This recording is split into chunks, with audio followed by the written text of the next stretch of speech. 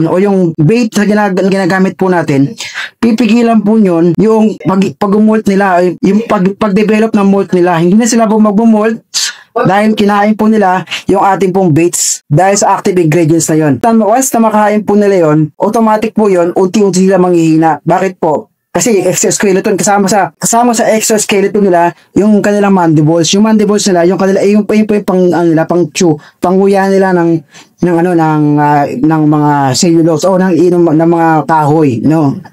Kaya kung mangyayari po yun at nahinto po natin yung kanila pong exoskeleton, automatic po yun, yung kanila pong mandibles mahihina na at magiging mahina sila kumain. Gradually po, dahil nga mahina na po sila kumain, mamamatay po yun unti-unti, no? Yung mga anay. Tapos bukod pa ron sa nanghina na po yung mismong anay na kumain ng ating baits, bukod sa nanghina na sila, meron pang isang mangyayari. Dahil nga po, meron silang tropalaxis o yung pag-sharing ng pagkain.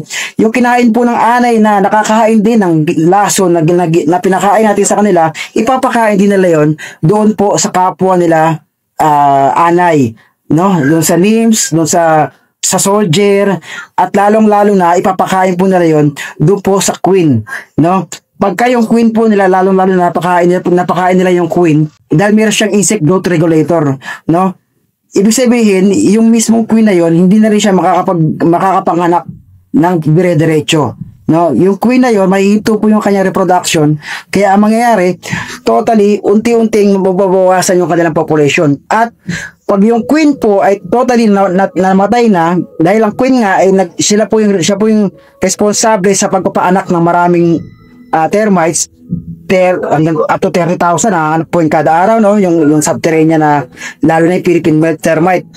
Kaya pagka yung lalo na yung queen na nanghihina na rin siya, hindi na siya nakapanganak ng marami, ang mangyayari po, yung anay na problema natin, totally mababawasan yung kanilang population hanggang sa lahat po sila ay manghihina na, dahil nga nagsisharing sila ng pagkain, lahat po sila manghihina, unti-unti manghihina po yung mga anay na yon at mamamatay na po sila.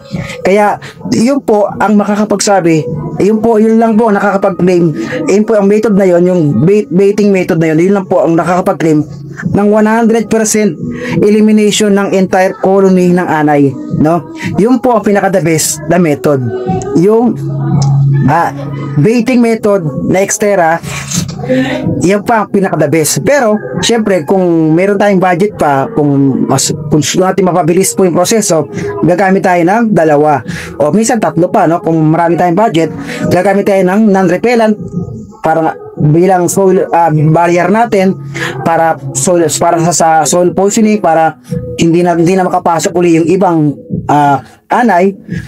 Parang ano siya, parang parang guarantee na lang yun para hindi na maulit-uli na meron uli makapasok. Kaya yun po ang ginagamit natin. Pero pinaka-the-best na po yung baiting na ginagamit natin. Yung the best solution sa ating pong pag-eliminate ng anay. Yan.